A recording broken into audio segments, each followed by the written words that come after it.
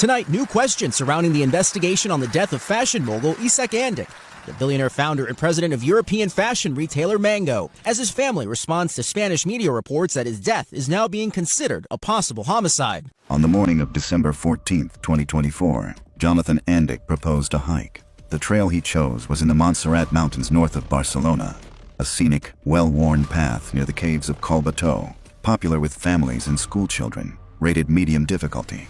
He had visited it before, 3 times in the previous week, in fact, on the 7th, the 8th, and the 10th. His father was 71 years old. He was worth $4.5 billion, and he was, according to his son's account, about to slip. He did not come back down the mountain. There is a promotional video that Isak Andic recorded for Mango 2 years before his death. In it, he says something that, in retrospect, sounds like both a philosophy and a prophecy. If you are clear about where you want to go, he says, and keep moving forward, you will end up achieving your goals.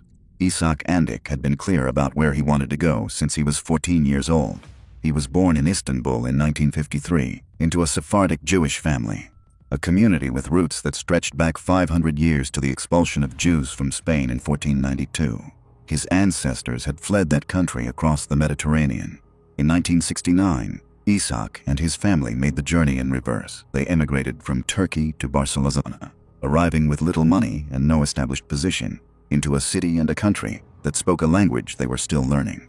He was a teenager. He did what teenagers in difficult circumstances sometimes do. He found a way to sell things.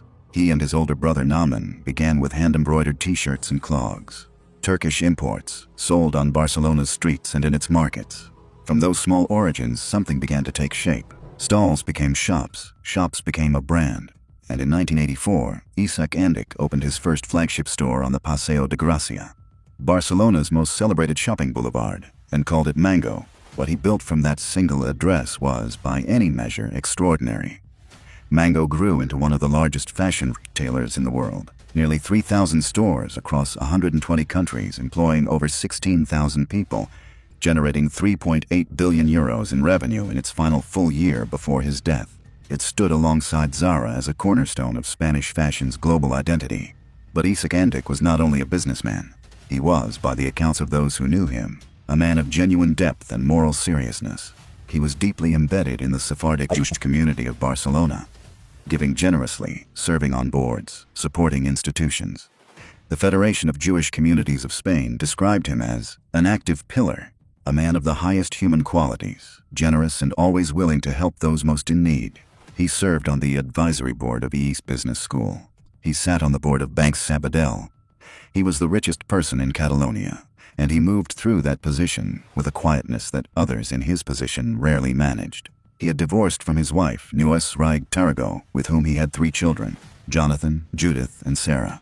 In later years, he had a partner named Estefania Knuth, who knew him closely. Knew, too, that his final months had not been entirely peaceful. In the summer of 2024, Isak Andic had begun thinking seriously about his legacy in a new way. He had decided to change his will. He wanted to establish a charitable foundation, an entity dedicated to helping people in need, severed from any connection to business ownership. It was not a new instinct. It was the logical culmination of a life spent, in parallel to commerce, in genuine service to others. He told his son about it in mid-2024. It was, by all the evidence that would later emerge, a conversation that changed something. Jonathan Andic is 45 years old. He is married to a Spanish influencer known professionally as Paula Nata. His first child was born in September 2024, 3 months before his father died. He joined Mango in 2005, and by 2007 he had become the pioneer behind Mango Man, the brand's first menswear line. By 2012 he sat on the board of directors. He was, in those years, not merely an heir warming a seat. He was an active participant in the company's expansion, with his own creative imprint on the brand. In 2015, his father gave him more, broader operational responsibility, real authority over the company his father had built. Then, quietly, Isak Andic took it back. The withdrawal came after 2 consecutive years of losses under Jonathan's expanded role. The details of those losses, the precise reasoning behind the decision, were never made public. What is documented in the judge's writ, in testimony from witnesses, in WhatsApp messages that investigators later obtained, is what that withdrawal did to Jonathan Andic on the inside. According to Judge Raquel Nieto Galvan, The root of what followed was Jonathan's obsession with money, to the extent that he asked his father for an inheritance while he was still alive. In those WhatsApp messages, he expressed feelings of hatred, resentment, and thoughts of death, and blaming his father for his situation. He wanted, the judge wrote, to either receive the inheritance while Isak was still living, or for the figure of the father to cease to exist, either in his thoughts or in reality. That sentence exists in a legal document. It is not an interpretation. It is a finding based on evidence. Witnesses told investigators that the professional humiliation of 2015 had triggered for Jonathan a crisis on a personal, professional, and family level, particularly with his father. He acknowledged in court that his father had withdrawn power from him but denied it had created any lasting animosity. He described their relationship as good. He said they spoke often. He said his father came to him for Saturday dinners. Estefania Knuth, Isak's partner, told investigators something different. She described strained relations between the two men. She was one of the first voices to complicate the story of a close and harmonious father and son walking peacefully together in the mountains. When investigators obtained the WhatsApp messages between Jonathan and his father, examined in light of what Isak had revealed in mid-2024 about the charitable foundation, they found what the judge described as a notable change in Jonathan's behavior. He had, according to those records, acknowledged to someone that his attitude toward money was not correct.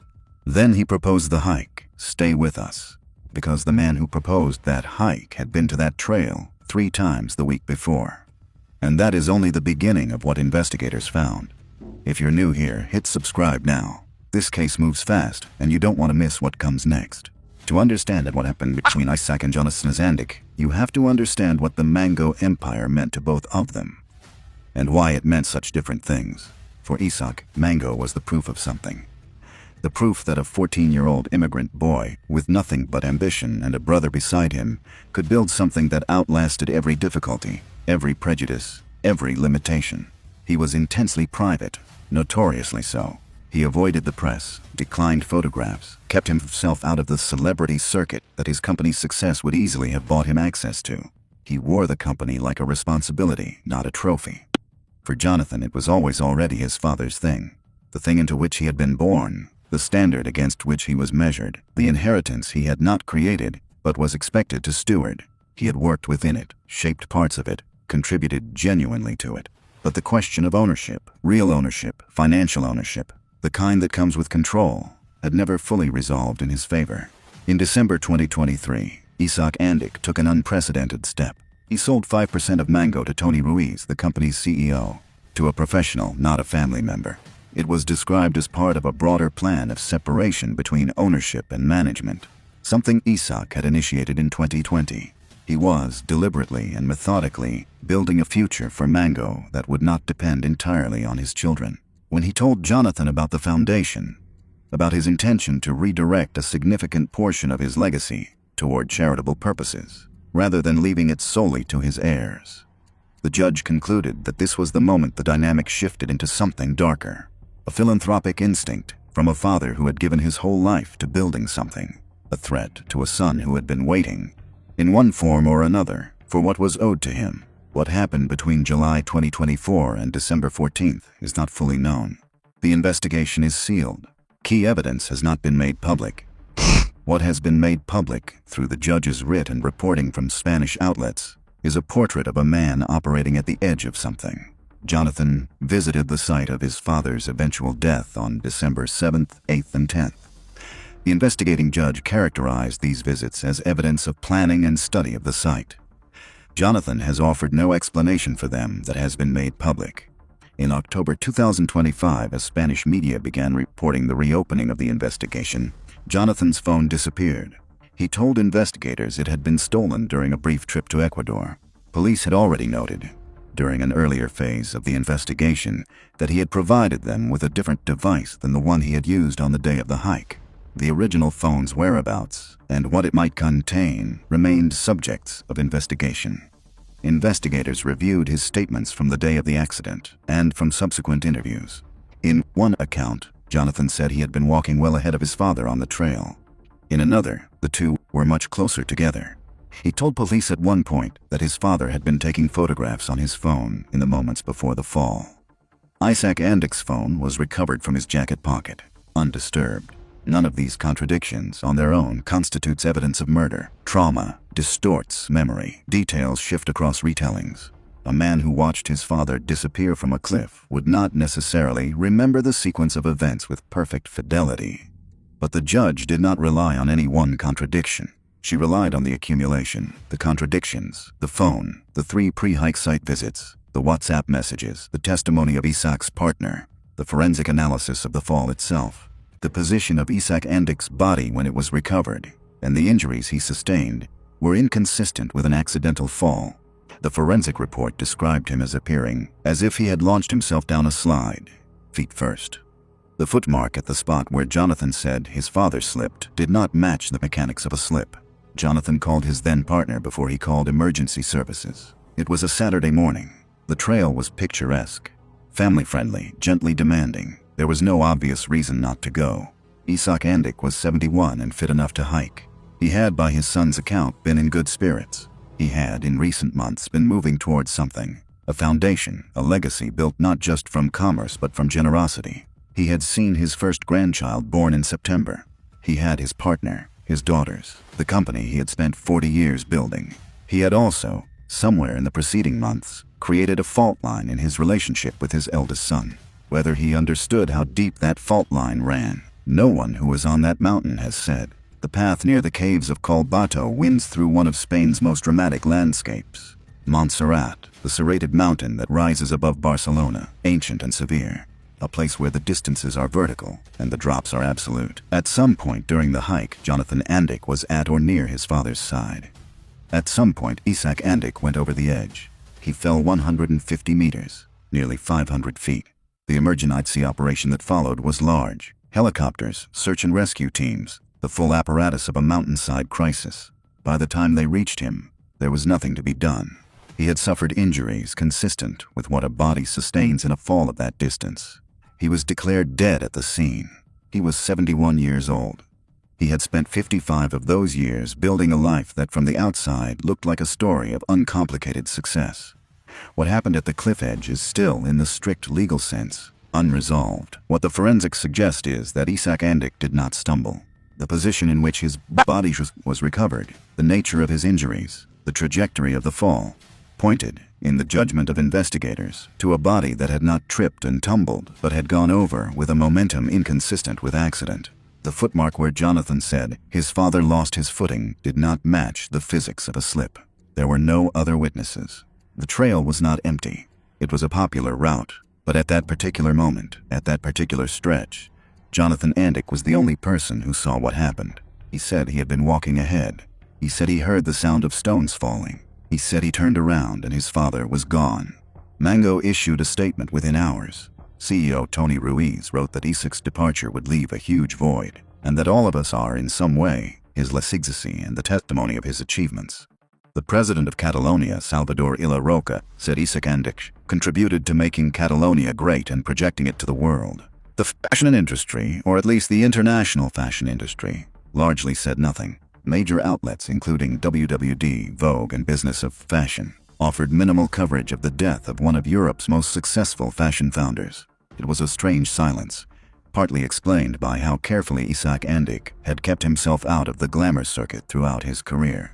He had built a brand that the world recognized and kept himself invisible at its center. In death, that invisibility persisted.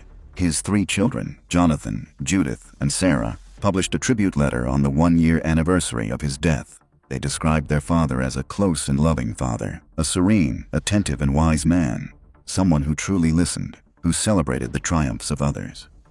The investigation into whether his death was a murder was still ongoing when they wrote it. Isak's fortune, his 95% stake in Mango, plus roughly €1 billion in property assets, was divided equally between the 3 of them. Jonathan, in the months that followed, continued consolidating his position within the family's holding companies, becoming chairman of MNG Holding. He was named vice chairman of Mango's board. In October 2025, his phone went missing. In May 2026, he was arrested. On May 19, 2026, 17 months after his father's death, Jonathan Andic was taken from his home by Catalan police, the Mossos d'Esquadra, shortly after 11 in the morning. He was transported to court facilities in Martorell, a city in the Barcelona province where the case is being investigated. He appeared before Judge Raquel Nieto Galvan. She had reviewed the forensic evidence. She had reviewed the WhatsApp messages. She had reviewed the contradictions across his multiple testimonies. She had considered the 3 visits to the hiking site in the days before the fall. She had considered what Isak's partner said about the state of the relationship. She concluded there was sufficient evidence to suggest that the death of Isak Andic may not have been accidental, and that Jonathan Andic played an active and premeditated role in his father's death. Jonathan Andic posted bail of €1 million the same day. He surrendered his passport. He was required to appear in court weekly. He has not been formally charged.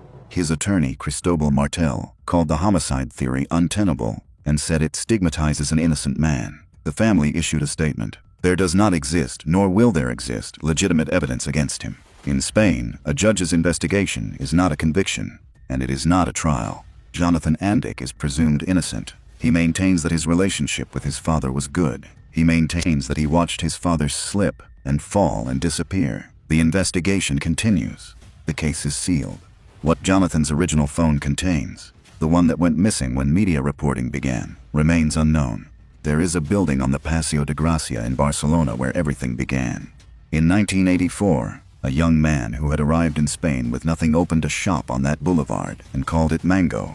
He had been selling clothes since he was a teenager. He had spent 15 years working his way to that corner. The store is still there.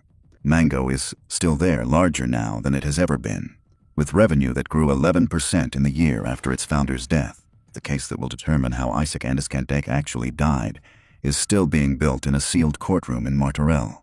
What investigators believe they have found in WhatsApp messages and forensic reports and the testimony of a woman who knew Isak in his final years is the architecture of a motive. A son who felt robbed of what he believed was his, watching his father move to give more of it away, choosing a path in the mountains that he had walked 3 times before anyone else arrived.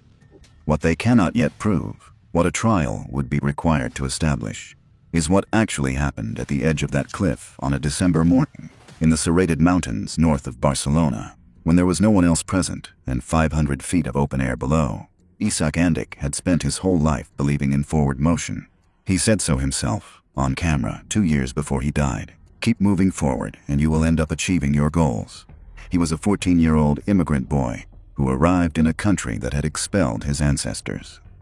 He built a $4.5 billion empire from embroidered t-shirts on a street market. He gave generously to the community that raised him. He was loved by thousands of people who worked for him, alongside him, because of him. He died on a trail that was rated medium difficulty.